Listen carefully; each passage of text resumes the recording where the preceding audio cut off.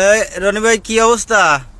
আর কি অবস্থা অবস্থা দেখে বসতেছ না? ভাত রান্না করতেছি গাড়ি ওর মেয়ে গাড়ির ভিতরে রান্না বান্না করে নাকি? উরি মারে। হ্যাঁ ঠিকই আছে।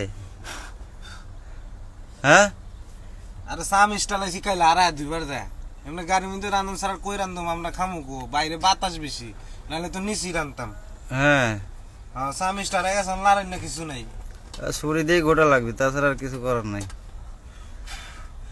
এই রিক্সা ড্রাইভার গো জীবন বুঝছেন।